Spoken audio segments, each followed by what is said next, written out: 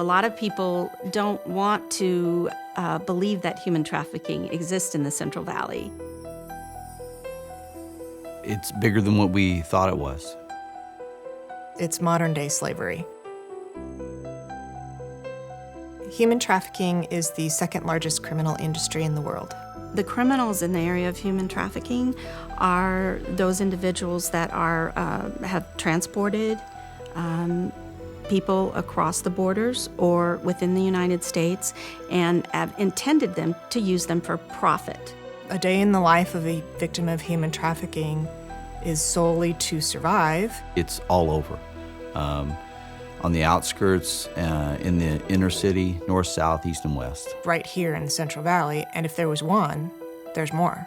Chinese descent, Hispanic, South American descent, and then more often than not, it's just they're Americans also. Human trafficking is driven by a profit motive. A human being can be used over and over and over again, and that profit margin is wildly greater than the profit margin of drug trafficking. The motives and things behind slavery in the past may have been different, but the effect it has on humans is the same. Contact initially starts out as a friendship. I was 11, and this woman came to my house. The carrot's dangled. You can do these other things, and then they'll commit to that. Most people say white people are rich, so I was like, okay. She said she was gonna I'm gonna have the time of my life. So we left that day and started on our journey to the United States in a school bus. They're taken out of their safe place, and some controlling is now in effect. They find out very quickly, all too quickly, that the promise is false. The coercion starts into force and threats. She told me I would get deported. So there's lots of different tactics that traffickers use to control their victims. Coercion, force. It was to the point where I was scared for my life. Fear, intimidation, abuse. I saw all the welts and the bruises and the cuts on him. Even an emotional bond between a victim and a trafficker. For example, a minor child who's emotionally bonded to a trafficker who then exploits her for commercial sex. End up in a ditch somewhere, get raped and killed. As a child, you're not able to protect yourself or know how to get yourself out of that situation. You're dependent on everybody. The victims are mostly children and young adults. I called the police and I called CPS. They don't have the experiences in life that you and I do. They didn't listen to me. The system that's there to protect children, young people, had ignored her. Called the Belizean consulate.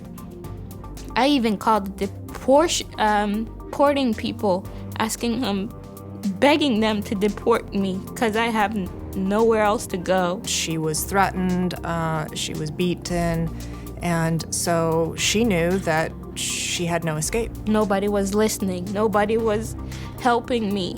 They don't know what to believe and what not to believe. Our system had let this person down. I was scared because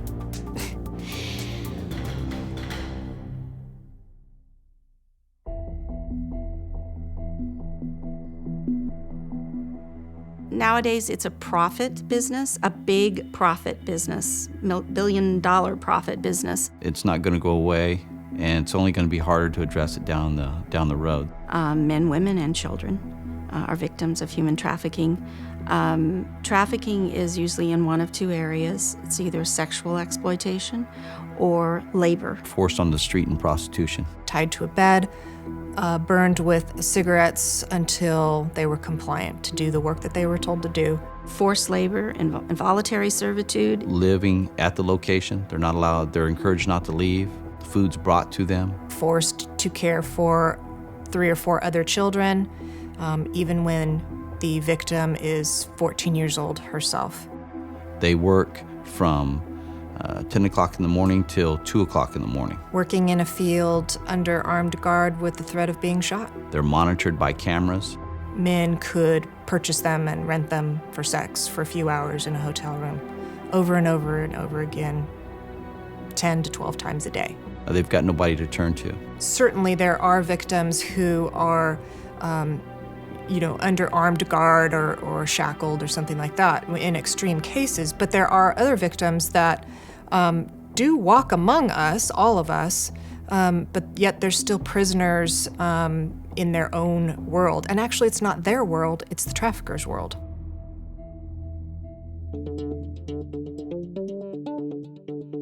We all have to work together collaboratively to address the issue of human trafficking. A coalition that will advocate for trafficking victims. Locally, we have the Central Valley Freedom Coalition and also Central Valley Against Human Trafficking, which is a project sponsored by Fresno County EOC Sanctuary and Youth Services. I've never seen at any point in my career the number of people that want to help out on this cause. The initial solution to addressing human trafficking is building awareness. We have to understand the issue, and we have to be willing to accept that it exists before we can actually intervene.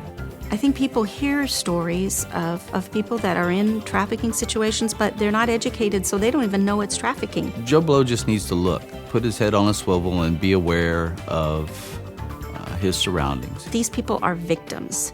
They're not the criminals, they're the victims. Show some compassion to what you see, and don't be afraid to report it. There's, remedies that the law makes available to those people. Our hope is to intervene early, rescue these victims. More important for my job, and the goal out of my day, is to hold that person responsible, accountable for their crime, so they don't go on and victimize the next person. 2 young girls who were being forced into prostitution work on the street. They had been separated, and one escaped out of a house and ran down the street, contacted the first person they saw and said, "Call 911 for me." The officers got out there, they recognized what they had, they listened to this story, and they called. We were able to load her up, and she took us to the other person who was being treated the same way. We rescued her and arrested the offender who was controlling that person on the street. The relief you saw in their eyes when you pulled these people off the street and under the control of the person that was putting them in that position was like something I hadn't seen. It was like a person had been just released from captive and a horrible place in their life. They rejoiced, they hugged, and it's something that motivates you to look for the next one.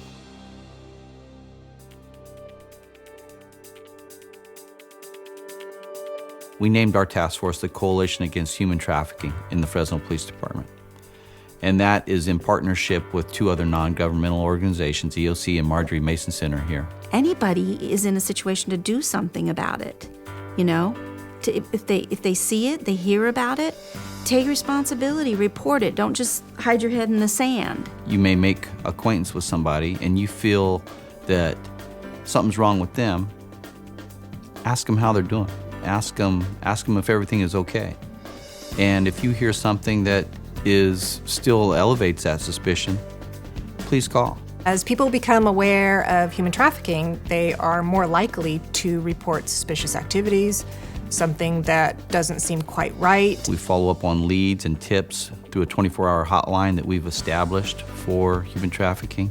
Once a person becomes aware of human trafficking, it's difficult to ignore it. Are they able to talk about where they live and things that they do on the weekend, and talk to you about the enjoyments that you and I would normally have? It takes all of us, even average citizens. If you come across somebody and they feel that they have no freedoms, they don't do anything, they stay there, they live there, or there's somebody standing over them who's monitoring every piece of conversation that you're having with them and maybe controlling and answering questions for them, it's something to be aware of. We also provide services and advocacy for victims of human trafficking. We work very closely with law enforcement, prosecutors, other social service providers, other government agencies. And we will respond immediately with trained investigators to take the lead on that case and follow up on any available lead to rescue a victim and come to a resolution for it. Her mom had told me if she came back to that house, she was gonna kill me.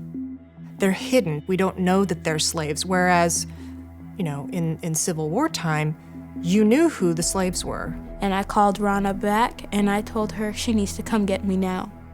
Because if she doesn't come get me now, I don't think I'll be living tomorrow. So come get me now. And she told me, just hold on, she'll be there. And her and an officer and another lady came and they took me and my babies and some clothes. And I didn't feel safe until I got in that van and away from the house. And all I could do was just take deep breaths of relief, because I was like, you know what? I finally have somebody to listen to me. Somebody finally said, you know what? You do need help. Because all the officers, that everybody I talked to, never did anything. So it just felt, it's hard to explain how it felt when this woman just said, I'm coming to get you. And all I could think of is me and my babies are gonna be free. We're not gonna get beat no more. We're not gonna be starved anymore. We're not gonna be locked in a room anymore.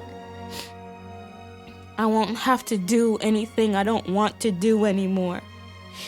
All I could do, and my babies could do, was sleep. We were tired. We were hungry. When I saw that bed, and saw that room, and saw those cameras, knowing that this time she can't get me. This time she can't find me. So, me and my babies, we went to sleep.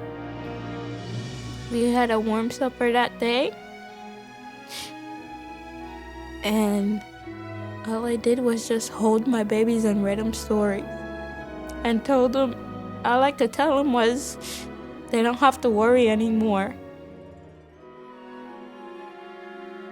Even if you just rescued one person, that's a lifetime impact you just made on somebody. I can move forward. That's what life looks like to me. I'm moving forward now.